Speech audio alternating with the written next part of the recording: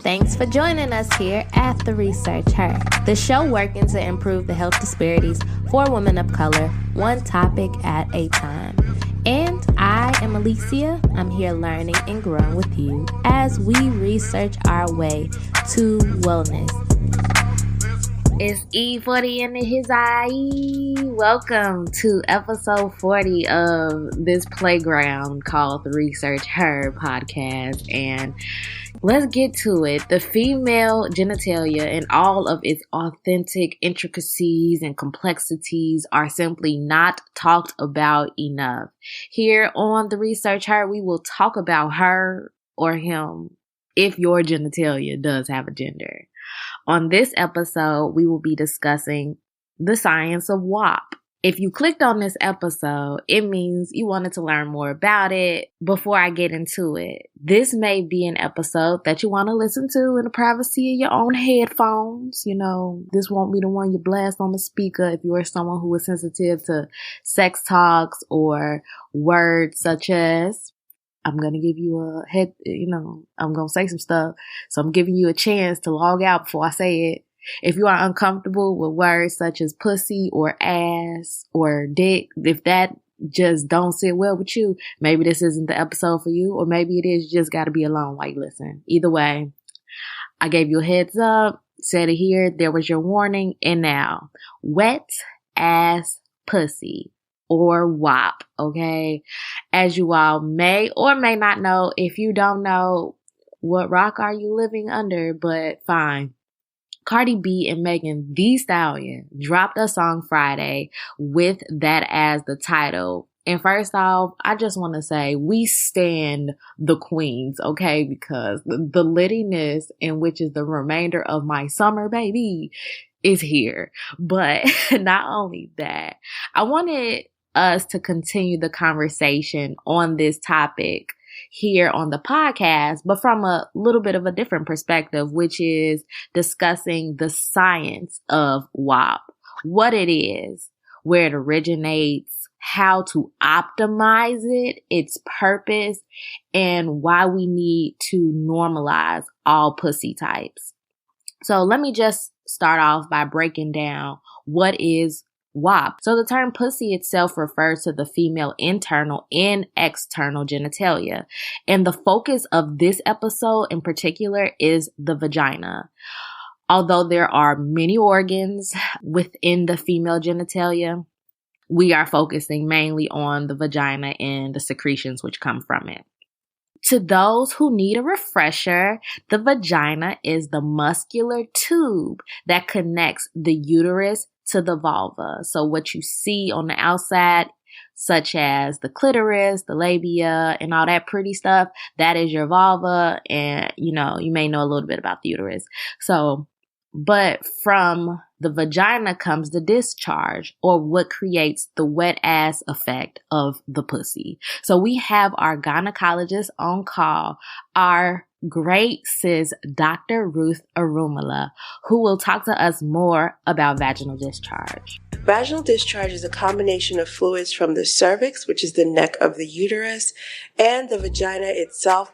Well, this is a combination of cells, moisture that is given off by blood vessels, and any kind of discharge that comes out from the vagina. And what she means by that is that our vagina walls will release aged lining cells along with its mucus lining, different bacteria, lactic acid, glycogen.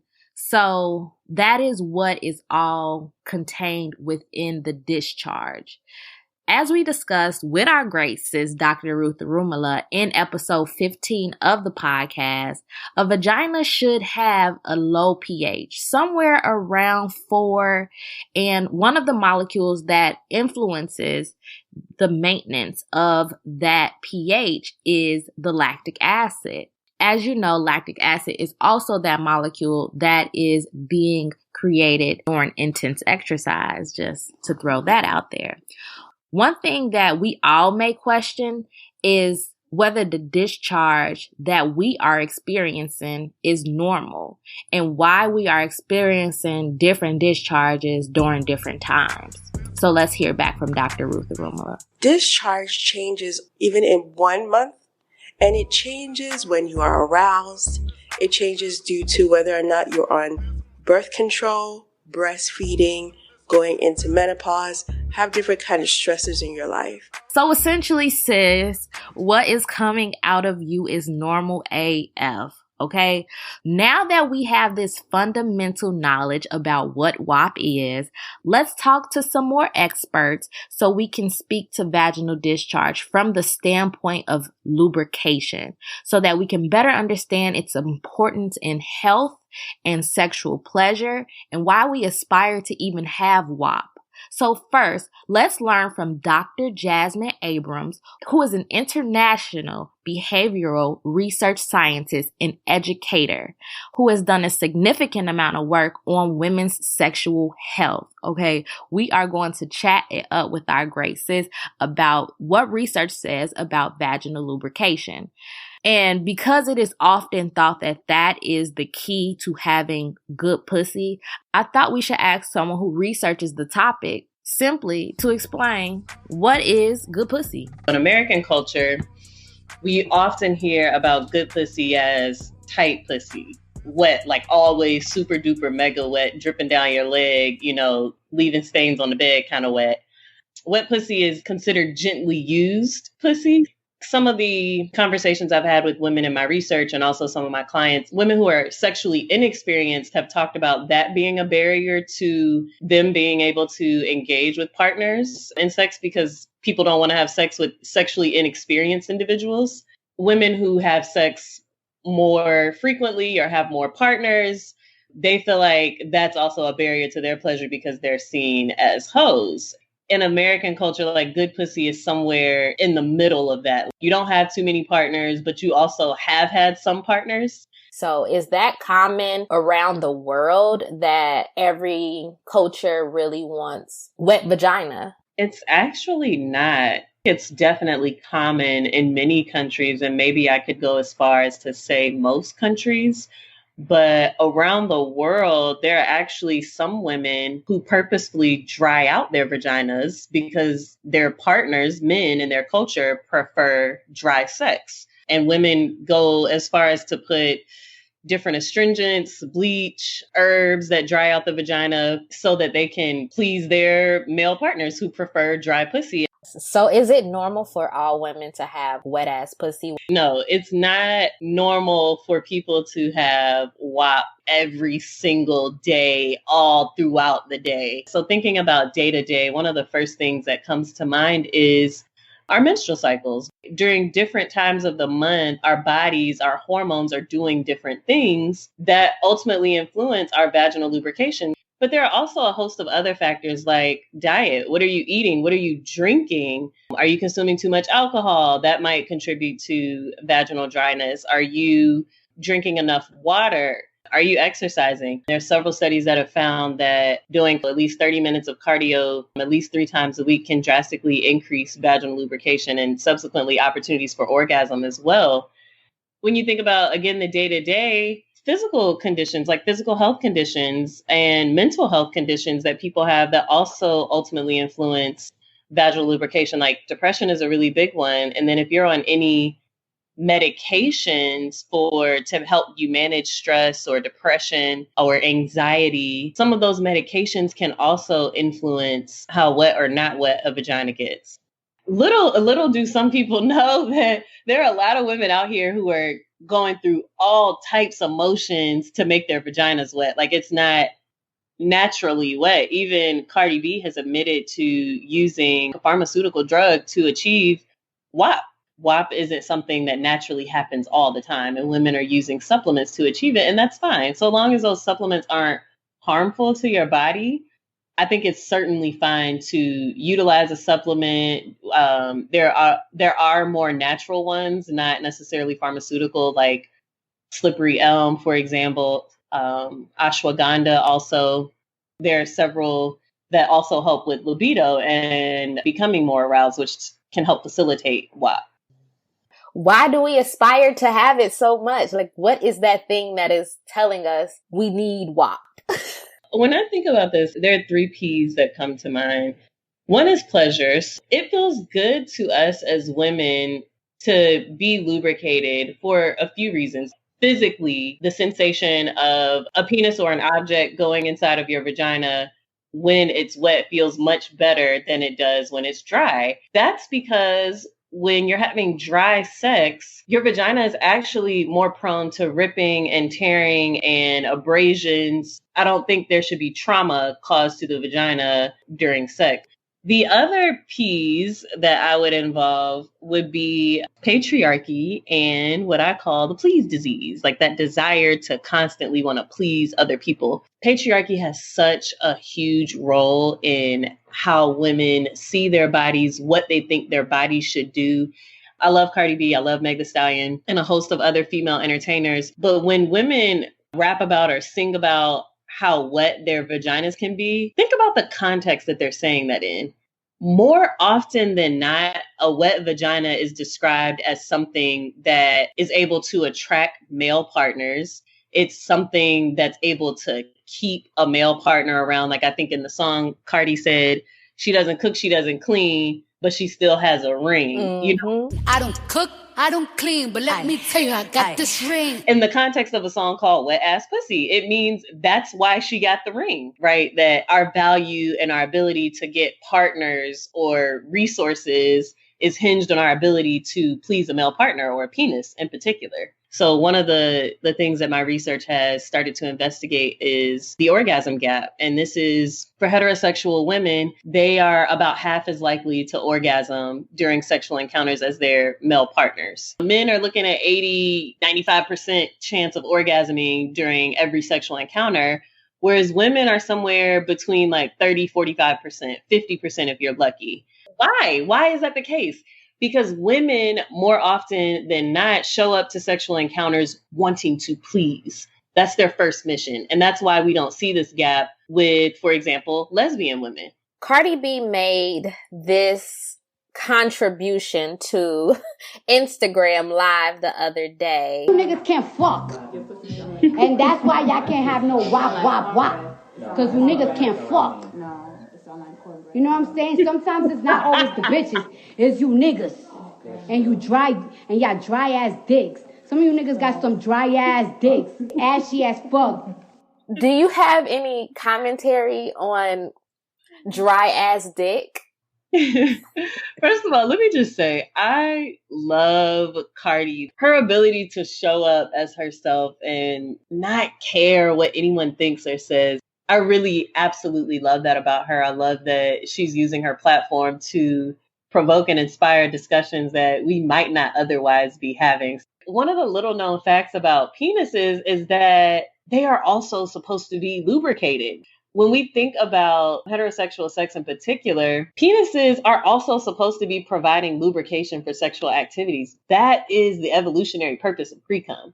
It's to provide lubrication. Oftentimes when we're having sex, that isn't a topic of discussion. If sex is dry, it's the woman's fault. Like, oh, well, is something wrong or you're not into this? But the woman could be asking the same question if they're, having unprotected sex with a partner. Oh, is something wrong? You're not into this? Or even if she's having protected sex and the partner is complaining about things not feeling as good for him. There are people who actually put a little bit, not a lot, a little bit of lube inside of the condom to make sex with condoms more pleasurable. If you have pre-cum, that would be inside of the condom when you're having sex. So ideally, it's not supposed to be dry inside the condom. If it is, like, women could be asking the same questions that often make women feel self-conscious about their ability to self-lubricate. Those same questions could be asked of men. How does lubrication contribute to sexual health? I love this question. Also, you have such good questions, by the way. Thank you. Yeah. I am a sexual health researcher. My primary focus in my work has been HIV prevention. So when we think about lubrication and what I was mentioning earlier, those tears that you can experience during dry sex, if you're having sex that's creating more tears, what does that do? That creates more entry points for disease or viruses. So when we think about some of the protective mechanisms of lubrication, like it's actually really, really good for your vagina to be well lubricated before, during, and after sex. so that you can prevent any micro tears that you might be experiencing from, you know, even just rubbing up against someone vigorously, or when you're wiping or cleaning yourself after sex. Like, you don't want to do those things dry. I really want women, like, I deeply, deeply want women to have pleasurable orgasmic sex. Most women are not going to orgasm or even experience pleasure if they're having dry sex.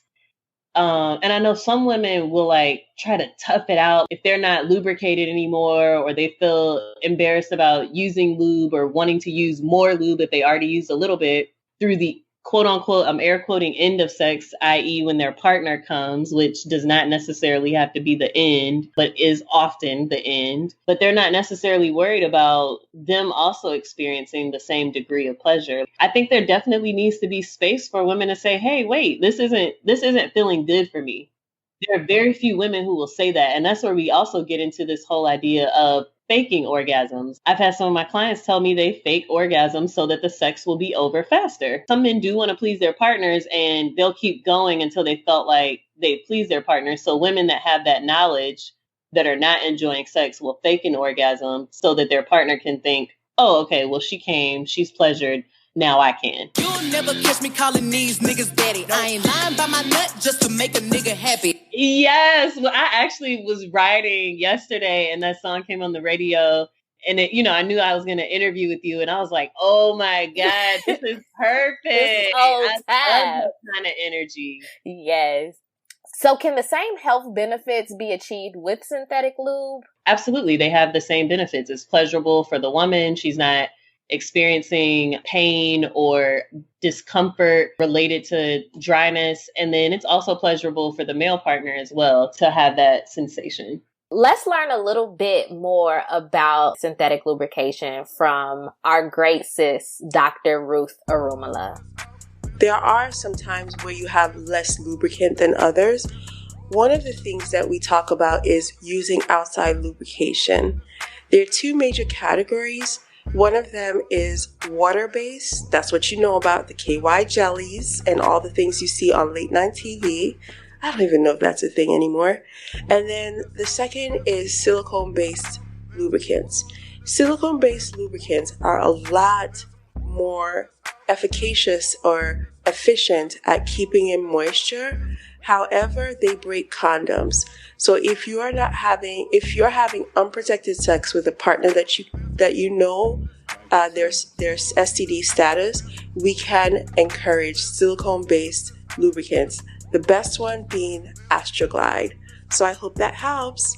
Coconut oil can be used as a lube for people who want to use something more natural. One of the research studies that I did with women, talking with them about like what is pleasure and how do they achieve it? How do they prepare for it? What are their barriers to pleasure? And so when we think about what influences sexual arousal and ultimately lubrication, there were a host of factors that women mentioned, and a lot of them stemmed from psychology. Women were talking to me about having body image issues. They're laying down and their breasts fall to the side.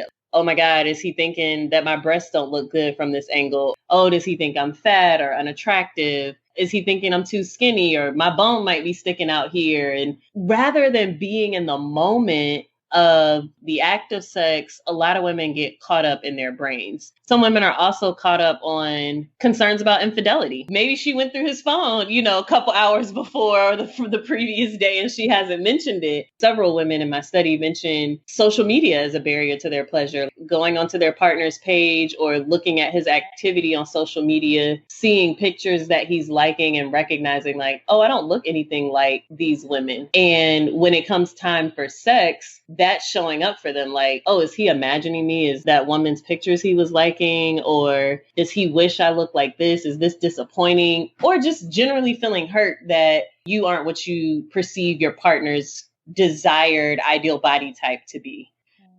And some people are just damn tired, okay? Like, after like a lot of women, we work, right? This isn't the 1950s, 40s, 30s, when a lot of women, their primary jobs were at home. And not to say women who are homemakers, they're not tired, but women who do both, are definitely tired. You know, you're working a full-time job and you show up, you know, you're doing pretty much all, if not the majority of the raising of the kids, cleaning of the house. There are women who take on both of those roles as provider, protector. I would like to interject right here and say, like, and we are in the midst of the pandemic, which is COVID-19, Yes. where there are some women who are not only working from home, cleaning and taking care of the kids regularly, but then now they have to homeschool their children. Exactly. And so there can be women who, yeah, I would love to have sex, but I'm actually just exhausted.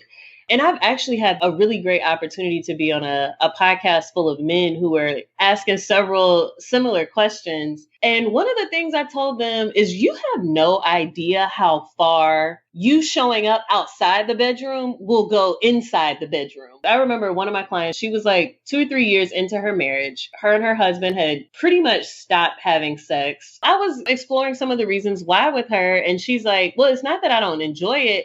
I'm just tired from doing everything. And I get pissed that when I come home from working all day, he's sitting on the couch like, babe, what's for dinner? I just worked all day just like you did. You know, like, why can't you tell me what's going to be for dinner? And then she says, you know, then after I go in the kitchen and slave away over dinner, he goes to play video games or goes to lay down in the bed and is like, can't wait to see you after you finish washing these dishes. And she's like, he just doesn't understand that, bruh, if you wash these dishes, I would jump on you. Thinking about what your partner's love language is, especially right now, like you were mentioning during the time of a pandemic, how are you loving on your partner? How are you showing up for them outside the bedroom? Because all of that stuff ultimately connects to inside of the bedroom.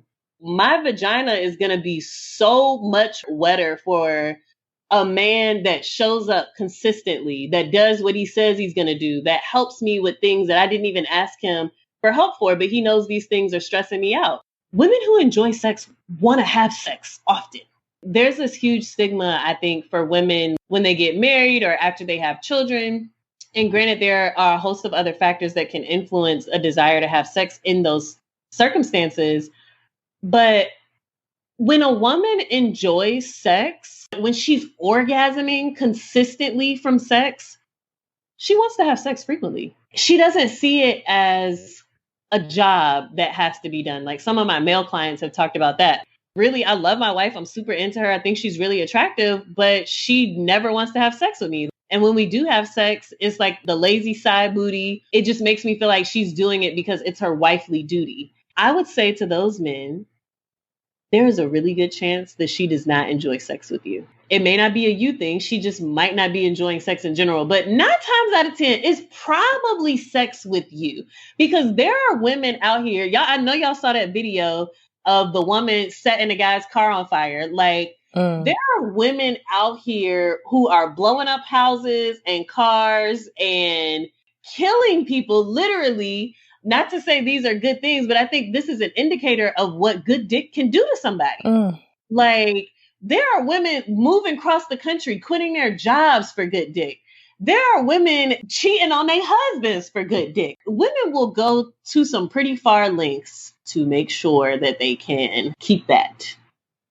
I guarantee that it's a rare occurrence that for a woman who's enjoying sex with a man, or any partner for that matter, they not like, oh, I'm too tired. That's not a regular thing. But you can cool believe that a person who's enjoying sex is not going months on end, years on end without having sex. No, it's not happening. My great sis said she doesn't enjoy having sex with you. I'm telling you. I hate that it's such a taboo thing to talk about sex. A lot of my friends, and I've seen the same thing with clients, and even in my research, women's best friends probably know more about how they're experiencing sex with their partners than their partners do. Women will tell you like, oh my God, he comes every 30 seconds. I can't even ride on it good before he starts coming, or oh my God, he makes this noise that I really hate, or his cum tastes so gross. Like, they'll tell their best friends these things, but they often won't tell their partners. And how can you expect for things to improve if you're not sharing things with your partner? Now, sometimes people might think if it's a penis size thing in particular, well, there's no room for improvement. Like if I tell her, what is he going to do? And this is even before sex is on the table. Sometimes I ask men that I'm dating, like, how would you feel? Like, I don't know anything about their penis size. This gets at so many things, ego, openness. But I asked, like, how would you feel if you were dating someone and they wanted to use a dildo during sex with you? And one of the responses that sticks out in my mind, this guy said, oh, no, I don't ever want to be with somebody that wants to use a dildo when I'm having sex with them. That would be so emasculating to me. She better act like she enjoys it. If that's the response, how could a partner talk to you about your penis size not being a good fit for them? And what are some other ways that we can make the sexual experience work better for me? Right. And I just want to go back to the original topic and saying, and that may have been the thing that allowed for her to get some WAP. It may have contributed to her being turned on, which then translated into a wetter vagina. And because you are stripping that opportunity from her and then telling her, oh, well, your pussy isn't wet. Well, you're not doing what I want to do. You're not making this an enjoyable experience for me. So how am I supposed to give you what you want if you can't give me what I want? Exactly. Talk about equity, sis. Go ahead. How do we show up equitably in a sexual encounter? How do we do that to make sure that WAP is present, to make sure that we can have really great sex? How do we show up that way? So how important is vaginal lubrication in sex that does not involve penetration? Vaginal lubrication still matters. Always going to be in your best interest to make sure it's lubricated. One of the things that I absolutely hate to see happen to women is sometimes people very aggressively rub vulvas or clitorises thinking that this is going to be really pleasurable to the woman. There are women who like things to be rough, don't get me wrong, and lubrication is 100% advised for those types of activities as well. But most women are not going to want you to be playing DJ on their clitoris. The clitoris is such a sensitive part of the body. Scientists have done the research on the clitoris and found that it has around about 10,000 nerve endings. A lot of people talk about the head of the penis and how sensitive it is. But the fact is that clitorises have more than twice the amount of nerve endings as the head of the penis. When we think about creating that lubrication naturally, the first go-to spot is often the clitoris, which is kind of frustrating because there's so many other erogenous zones on the body that could be stimulated that could also lead to vaginal lubrication. What are those erogenous pieces? Teach us. Okay, so it could differ from woman to woman. Like, I think Nikki Giovanni has this poem where she talks about that spot behind her knee. The nipples could be an erogenous zone. For some people, the neck, lips. There are some people who like stuff to happen in their armpits. I'm not one of those people. I'm really ticklish. So if somebody starts going near my armpit, I'm going to bust out laughing. But the back is another really big erogenous zone that's often overlooked. Thighs, the inner thighs, someone rubbing or kissing on your inner thighs, that often gets overlooked too. And some people also like ear action. Scalp. I mean, I know you just did another big chop. I don't know if you noticed when you cut your hair off, even just the wind hitting the scalp, it's like, oh my goodness. I haven't thought about how good it feels until just this moment. But I remember walking out of the salon and going outside and feeling like, oh, do you feel that breeze? No one else feels it? Oh, it's just me. Yes. I think when you're a person with shorter hair, especially if you've had longer hair for the majority of your life, like that new unveiling of your scalp is so amazing. I've met people who have scars, like especially scars that have keloided, that say like they're really sensitive, and when people touch them, it arouses them. Wow. How does wearing a condom impact lubrication? There are people in this world who, when using condoms, they actually get more lubricated because they feel like they can be free. right? When I use a condom, I'm not worried about, oh my God, did he cheat? Or was he with another woman before he was with me? Or am I going to get HIV from him or some other STD? All of those thoughts are not something that most people who are using condoms are preoccupied with. And so it allows for you to concentrate on something else. One of the undercurrents of what I've been saying is just this mind-body connection that influences vaginal lubrication, because there are some women in my research studies, and I would even say this is the case with me, that talk about, well, something just doesn't feel right. And that ultimately impacts how wet your vagina is going to get too. One of the things that I was saying we didn't talk about earlier, which Cardi alluded to in that clip you played, was if the sex isn't good. Some women may feel like their partner's penis size isn't ideal for them. Some penis sizes work well for some vaginas and others don't. Some penis shapes work well for some vaginas and others don't. And there are all kinds of things that impact how good a sexual experience can be for a woman. And if she's not enjoying it, her vagina is not going to be wet. Okay, well, how do you want for us to connect with you? You can find me on social media at Dr. Jasmine Abrams. You could also, if you want to learn more about some of the companies that I have that offer these consultation services, find my website, drjasmineabrams.com. Now that we have, I'm just so mind blown by how just that conversation was, and that we're not even done yet. We still got more gems dropping by Portia Brown, our great sis, who is a sex coach and educator who founded Froetic Sexology. And we'll be talking to her about how to optimize your pussy's wetness. We start the conversation with understanding the uniqueness of every vagina's lubrication with a discussion on fragrance, color, and consistency. Everybody's body has a specific scent that is unique to you. Just like you have a natural body fragrance, your vulva and your vagina produces a smell as well. And that includes your vaginal lubrication or your arousal fluid as well.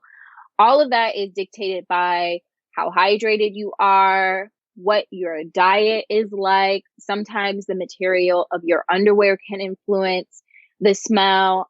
All of it is normal unless it smells, like really fishy or anything like that. Then you may have some sort of infection that you should see a gynecologist to have addressed. I kind of wanted to break down the main types of fluid that comes out of the vagina. So discharge is the umbrella term essentially for all fluids that come out of your vagina. So there's cervical fluid, which is the fluid around the cervix that either prevents or helps sperm get past the cervix. That's the fluid that can influence pregnancy. And if you're a person that checks your cervical fluid for the fertility awareness method, which is a natural form of birth control, that's the fluid that you would be checking. There's also arousal fluid, which is what makes you wet during sexual intercourse. That is usually a clear, sort of slippery fluid. If you've ever opened up an aloe plant, it looks a lot like that. And then there's vaginal discharge, which is sort of the more creamy white discharge that sometimes comes out during sex or just in your day to day. And that's your vagina just expelling waste or things that you don't need inside of your bodies. That should usually just be white. But again, if we're talking specifically about arousal fluid, the liquid and the wetness that arises during sex, it should, again, look like that aloe plant or something like that and kind of clear and slimy. So how common is it that women wished that their vaginal discharge were different? There's a lot of uncertainty around what is normal. So I feel like almost everyone feels like, oh, my pussy is not normal, or the fluid that I'm experiencing is not normal. If you have even a semblance of a healthy diet and you drink a somewhat healthy amount of water every day and you're washing the way that you should, there's really no reason that you should be experiencing an abnormality in your vaginal fluid. Everyone feels like their pussy is not wet enough. Everyone feels like they need to be a fire hydrant and maybe they're not, or they want to squirt or do something like that and have more fluid in their sex life. But the majority of the time, what you produce is a result of how you eat, how hydrated you are. And it's completely normal to not necessarily be as wet as you, quote, think you should be. Because what is the threshold for wetness? How are we determining what's wet enough? Whatever your body is doing is normal. And if you want to be more wet, more aroused, then there are several ways to address that. But most people are extremely normal, but they just think they're not because of outside influences, because of pop culture, because maybe they had one bad experience with a partner and they told them their pussy was dry when there was really something else going on. While having sex, is it that your pussy is broken if you don't immediately get wet when it's time to have sex? I get this question so much, girl. You have no idea. I think we feel like, especially in heterosexual situations, if you're dealing with someone who has a penis, it takes like no time for them to become aroused and for you to see it and for them to get an erection. But people with vulvas don't necessarily work the same way. And that's okay. And that's completely normal. We, as people with vulvas, can take usually between 12 and 20 minutes to become fully aroused, not have an orgasm, but become fully aroused. So that means the cervix will ascend up higher in the body. The vaginal canal elongate. Normally, just when you're not in an aroused state, your vaginal canal is about 3 inches long. Most penises are a little bit bigger than that. So your body has to accommodate and your vaginal canal elongates. The cervix raises out of the way. And then you get the lubrication as well. So as soon as somebody kisses you or grabs your butt or initiates sex, you're not going to immediately lubricate. And that's fine. And that's normal. Arousal takes time. So often people feel like they are supposed to immediately be ready for sex. Like as soon as a partner gives them that look or they grab you or kiss you, you're supposed to immediately just be turned on. But the reality is arousal is a lot more complicated than that for a lot of people, and particularly people with vulvas. And that's not to perpetuate the stereotype that women take so long to have sex or you need to have this deep connection with someone in order to experience pleasure. It's just the way that our bodies are wired. And there's two main types of arousal responses. One being what we see on television. That's spontaneous arousal. You're basically walking around and the moment you see your partner, you're immediately horny and ready for penetration. Some people do have that arousal style. And some people experience that during ovulation or maybe during certain parts of the month, or maybe it's been a really long time and it doesn't take you as long to become aroused. But for 83% of women, we have an alternative arousal responsive style, and that is responsive arousal, meaning you need something to respond to.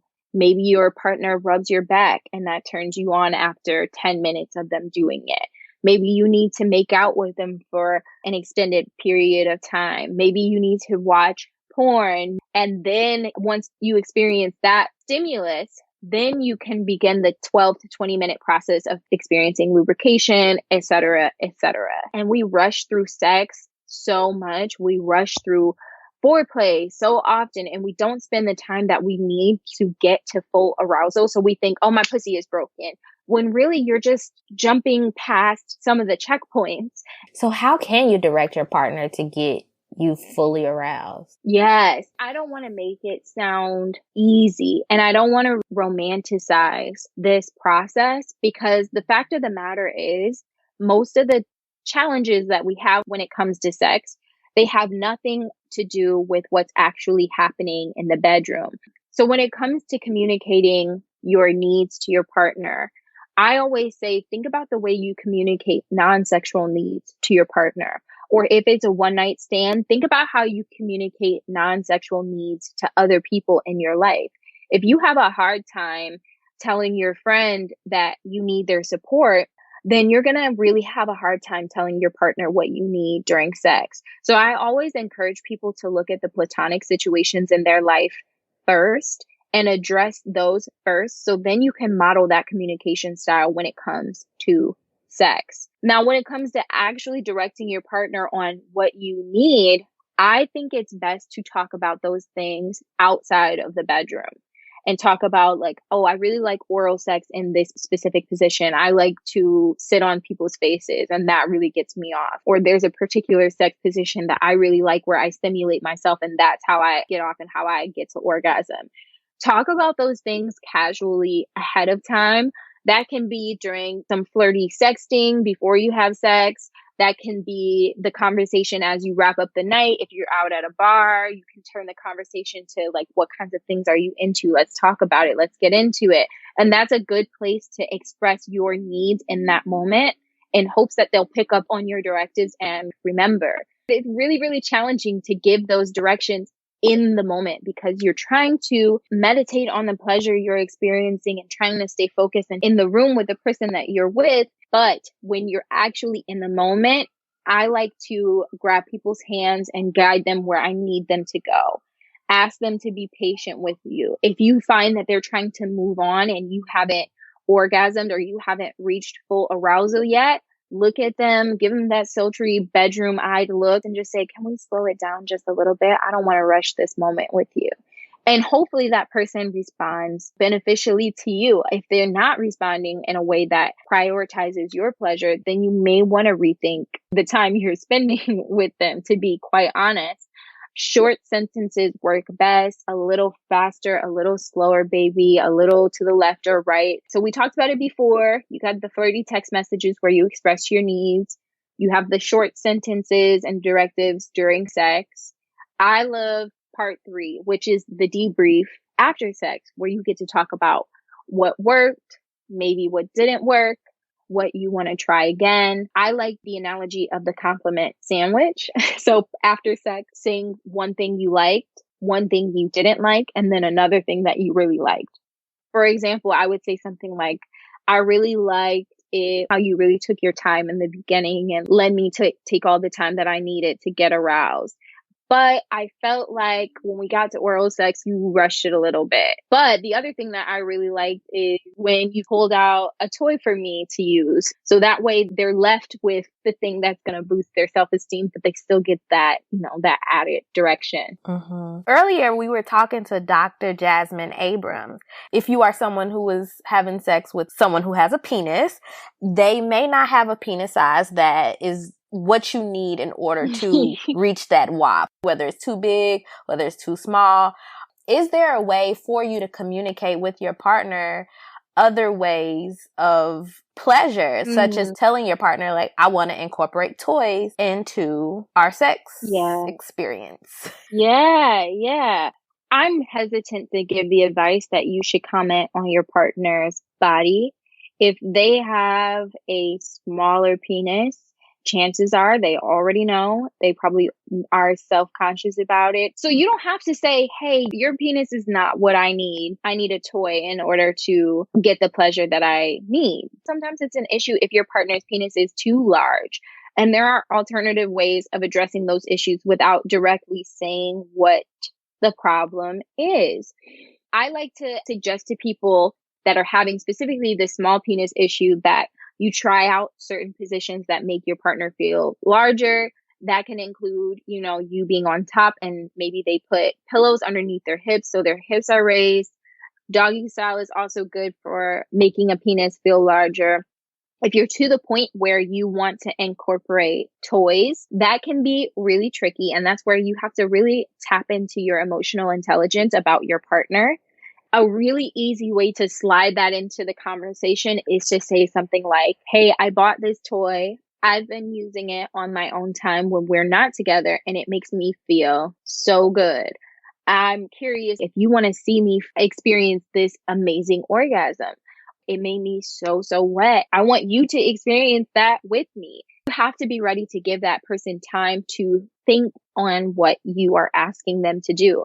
Just like it took you time to come to the realization that I'm not getting what I want, I'm going to try to bring toys in. It's going to take them a little bit of time to marinate on it and come back to you with an answer. I heard from a friend this analogy, and I think it is a perfect analogy for this situation. Any handyman or handy person or repair person uses tools to do their job efficiently. And I feel like sexual situations we can look at very much the same. And while, we can have really great sexual situations without sex toys and without any added things, it's just going to be better if we use something to assist us in the process.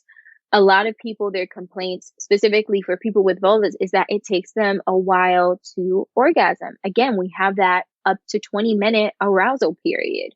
And sometimes that feels really long for our partners. And most people with penises can't last that long just biologically. Like, a lot of them aren't lasting past that 20 minutes, and that's okay. We have to become okay with that. So what can we do to sort of meet each other in the middle? That might include a sex toy, and that's fine. That doesn't mean that anyone is inadequate anywhere. That just means that we're both trying to prioritize pleasure.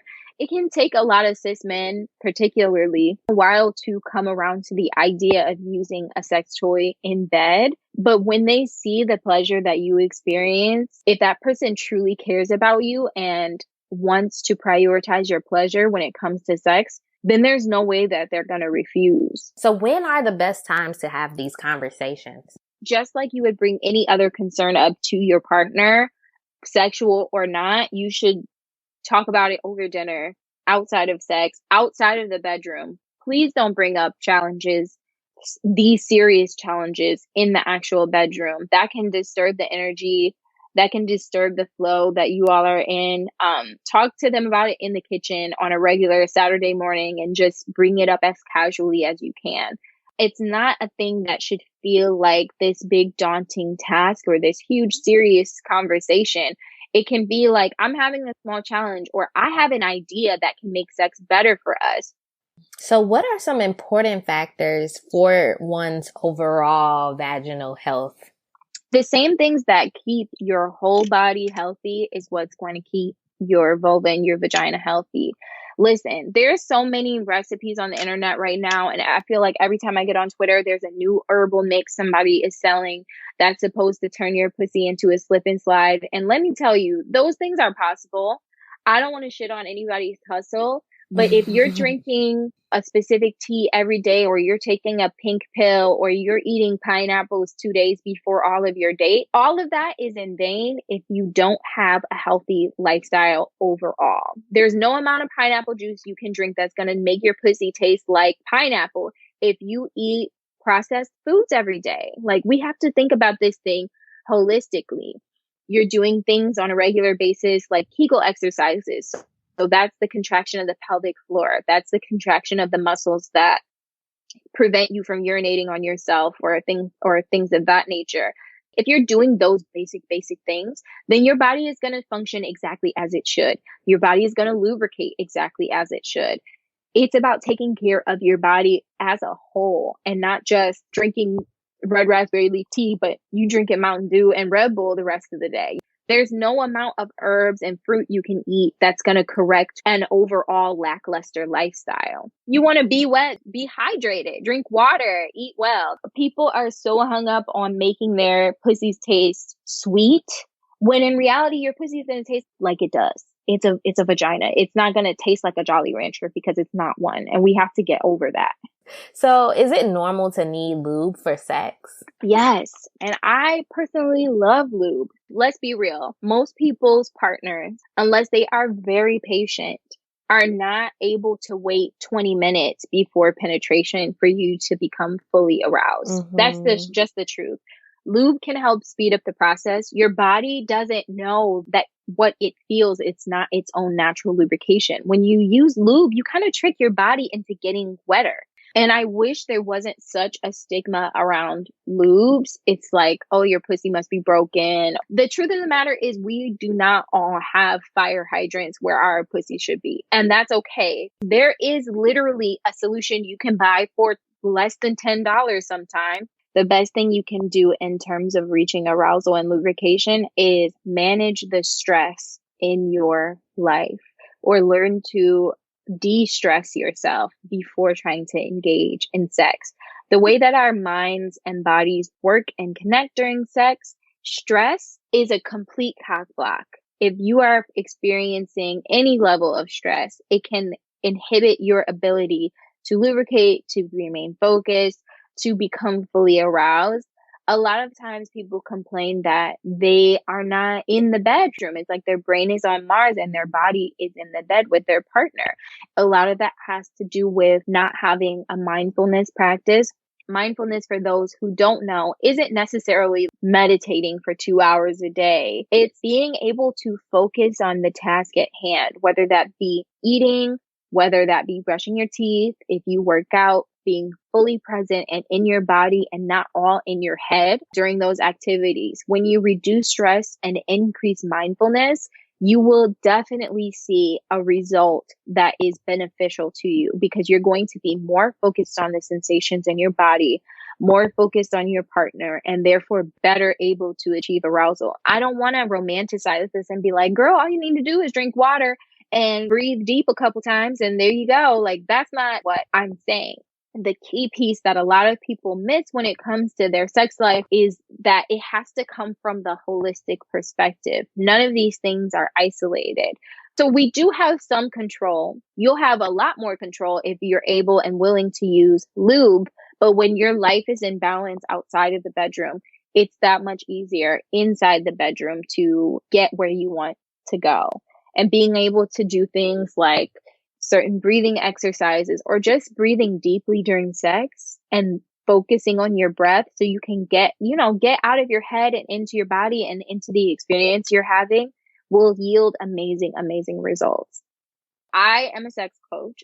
I prioritize Black women and femmes in my practice and helping people understand how to communicate with their partners, understand how to create boundaries, understand how to explore themselves sexually. You can reach out to me and schedule time to talk to me directly. Other than that, there are tons of books about this stuff. One of my favorite books that I recommend to everyone, whether you have a vagina, whether you have a vulva, or you love people with vulvas, you should read Come As You Are by Emily Nagoski. I read that one. Oh, it's so good. It's such a good book. And let me tell you, it changed the way I think about the mind-body connection when it comes to sex. The other book that I read more recently, actually during quarantine, is a book called Pussy Prayers by Black Girl Bliss. It's all about connecting spiritually and mentally to your yoni and to your root chakra space and your pussy, and addressing all of the things that keep us from feeling really connected to that place. I think those things help us to experience more pleasure, easier arousal, easier lubrication, because we have a deeper appreciation for this magical organ in our bodies that, for the most part, is mainly designed to bring us pleasure. Like, we think of our vaginas as a baby making space, but a lot of it is simply about making us feel good. And we need to appreciate that space more for ourselves and not just our partners. So yeah, those are the three things I would say are a good starting point to help people better understand and start to implement better practices in their life that will bring them more pleasure. So my last question for you is my vagina normal? Are our vaginas normal? Hell yes, they are. They are normal. And even if you are experiencing an abnormality, if you have an STI, if you have a yeast infection, if you're dealing with BV, all of these things are either treatable, curable, or manageable. Your body, your vulva, your vagina is normal. I always tell people you are divine and deserving of pleasure. People with vulvas specifically, the creators on this earth, are divine individuals. And your vaginal space is sacred. It is special. It is normal. It is blessed. So love it and let other people who deserve you love it too. And might I just add to that, even if you are in a space where you have a yeast infection or you have some STI, that's normal too. Like, there are so many people who have experienced it. Like, there is a large percentage of people who have vaginas who have had these exact same conditions. So even if you are in a space where that is something that you're experiencing, that too is normal. Yes, well said. It's a part of the experience of being a person on this earth. And again, they're either curable, treatable or manageable in some regard. All of that is normal. We don't say that enough. So how can we connect with you after this episode? I go by Froetic Sexology on Instagram, Twitter, and I have a YouTube channel as well. You can also reach out to me via my website, froeticsexology.com. Links to connect with all of today's guests are in the show notes. Please don't tell me that this episode was not worth a rate or review. Come on. You know you want to do it. Give us a rating and write a review for the podcast. It helps others find us over here. And I'm currently looking for sponsors, so all of your support is very helpful. Find me on the socials at The Research Her or at theresearchher.com. And wait, did you leave a review yet? Please go leave the review. And until next time, I'll holla. No, like that one. I want to try it again. Until next time. Oh, wait. I could say, until next time, I swallow.